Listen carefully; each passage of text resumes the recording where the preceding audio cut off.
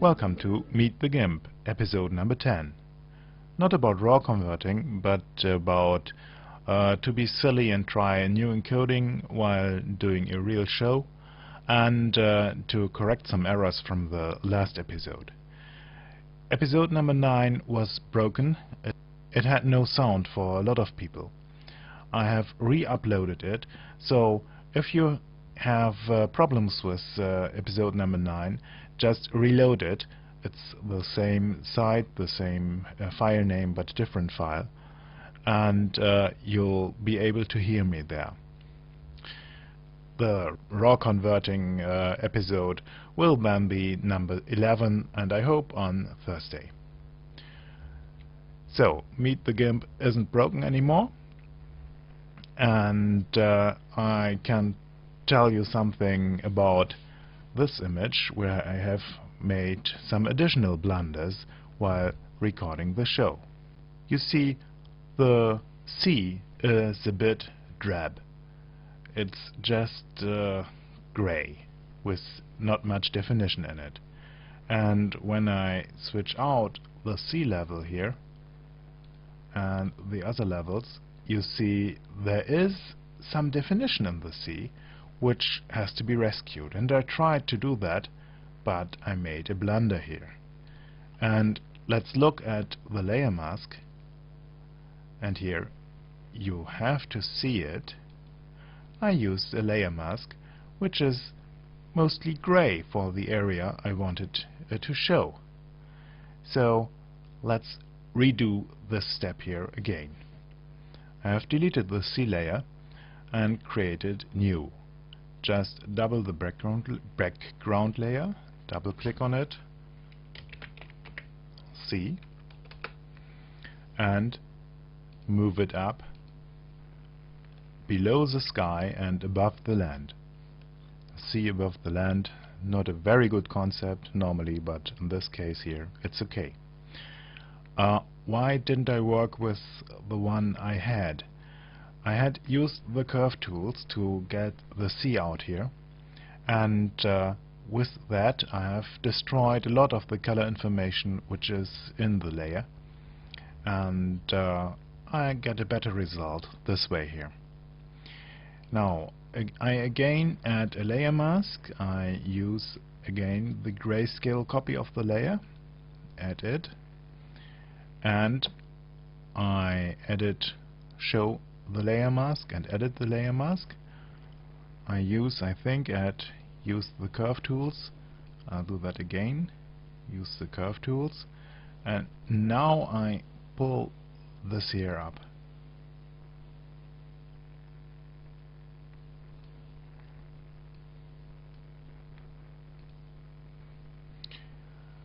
Now I have a layer mask which is nearly white for the area of the sea here, and nearly black for this area.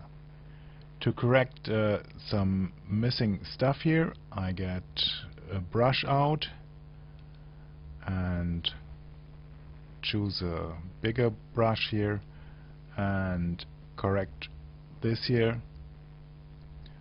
This, I don't want to work on this part of the image. I'll exchange foreground and background color and go over here, and I think a bit of here, and I should do this a bit softer.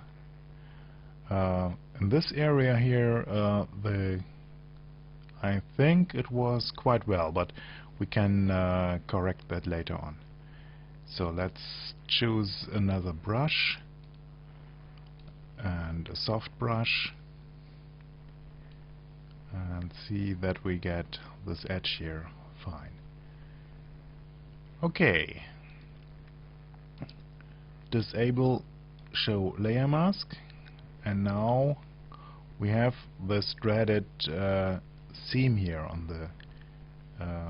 on the border between land and sea. Let's look at that here. You see there is a halo here where the layer mask and the layer don't work together. I'll see to that later. Now I go back to the full image with Shift-Control-E, use the curve tool, and checking I have layer mask selected. Yes, sorry, I have the C selected and not the layer mask. I'll include the sky to see the whole image. Now I click into the image and play with the curves.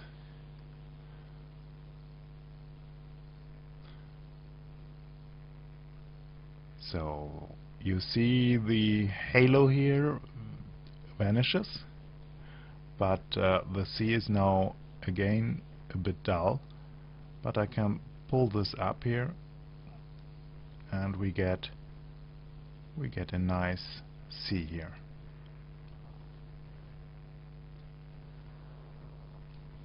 I think I shouldn't overdo it.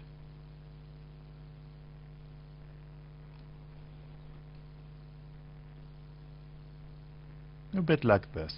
So we have here the sunshine on the sea, and here the shadows of the clouds, and different wave structures, and a bit blue as it should be on the sea, and I have a bit trouble with this bright stuff here, which is the edge of the sky, the brightened up sky, and I'll tend to that later.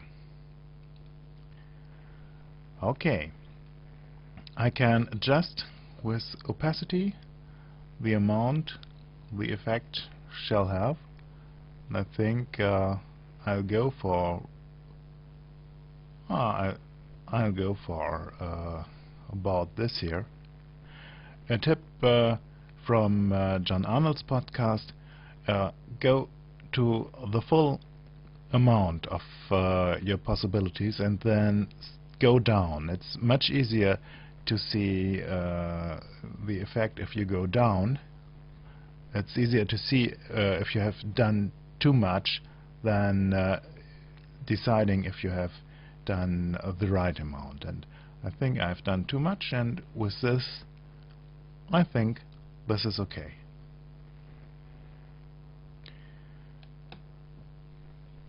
Where does this bright stuff here comes from?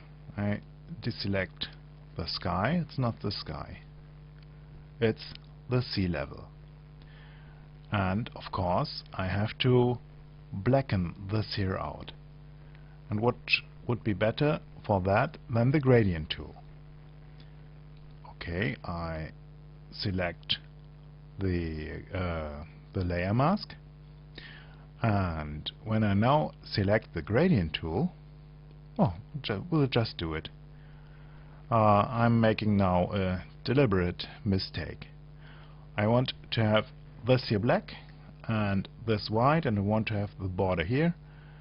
The gradient starts with white, full white, and ends with black, so I start around here. Let's zoom in.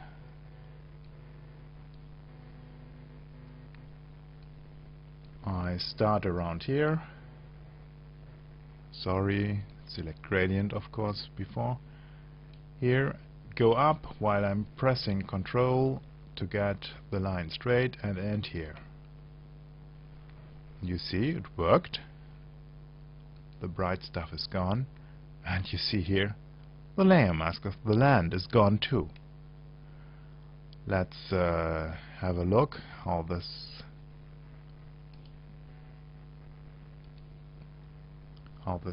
looks with the whole image, and you see all our edits are gone. So this wasn't the real way, the good way. Going back, here we are. By selecting first the rectangle, okay, we're still here in business with the layer mask. When I select the rectangle here, I can keep the edit inside of the rectangle, and the rest of the layer mask will not be affected. Now again, the same play, zoom into this here, select the layer mask, and I want to have black above, white below. I start here, go straight up to here, to the horizon, and now you see we have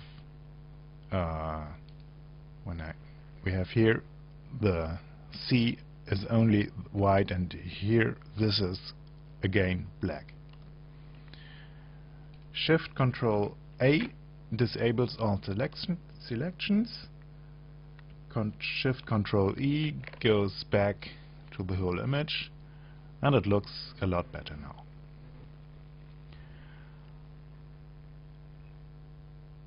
What else can be done? I can do a bit for the sky in the same way like for the land. Just double the layer, switch to overlay mode. This is way too much, I think. Go down a bit, and we have a bit more of pop in the sky. And now I think the image is nearly finished, except for one thing. This wall here is way too dark. This is a case for dodging and burning. Dodging and burning is a term out of the darkroom days, where you dodged a picture by keeping your hands or paper or something else in the light beam of the enlarger, between the enlarger and the photographic paper. And burning is the opposite of that, where you took a big paper and cut a hole in a specific form into it, and so added some light to other parts of the image. It's quite tedious procedure to figure out what to do and when to do and how much, and you need a lot of sheets of paper for that.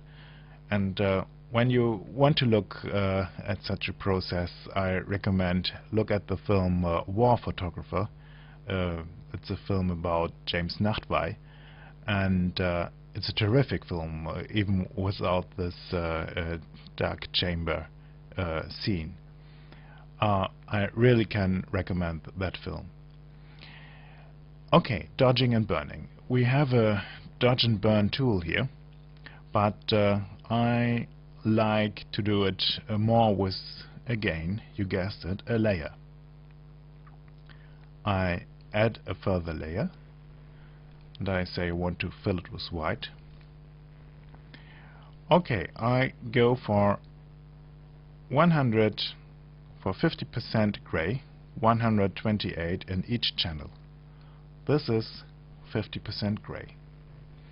And I switch the layer mode to, again, overlay. And you see, nothing has happened. But now I switch this back to black and white, get a brush. This brush size is about right. I go down with the opacity to, let's say, 30% or so.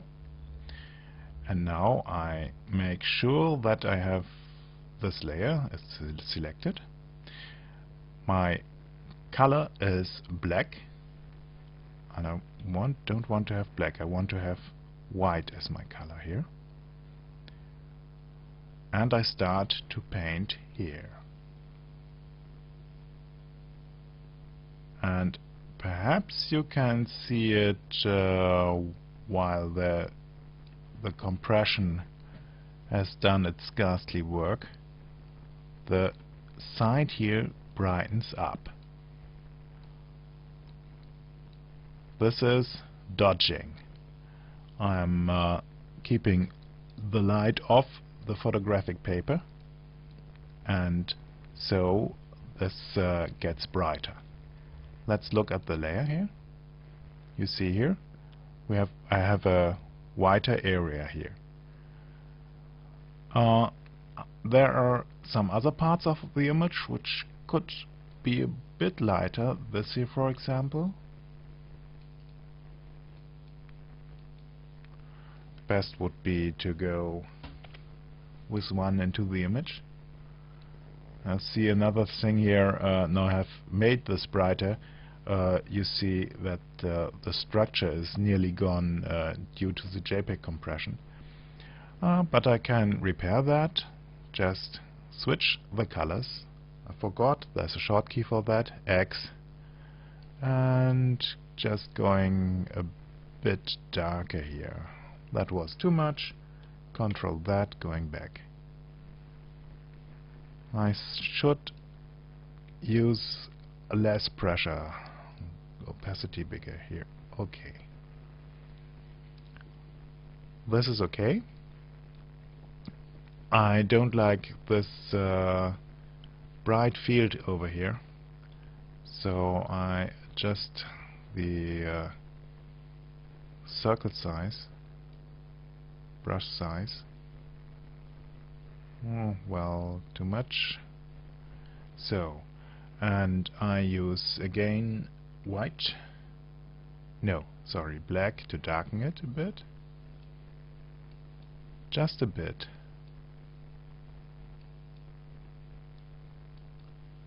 Okay. And so I can work through the image. For example, again switching with X, the colors here. This looks better if it's a bit more.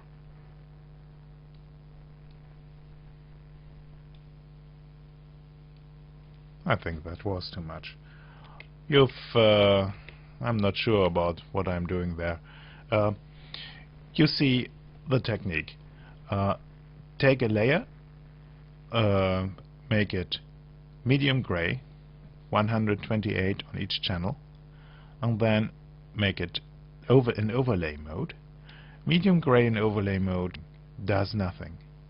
And if you paint white or black on it, with white you make the image at that side, at that place, brighter. With black you make it darker. I think now this image is really ready for sending it out. I won't work again on it, except some of you finds a mistake in the stuff I made today here. I hope I haven't done that. Give it a name, Dodge and Burn.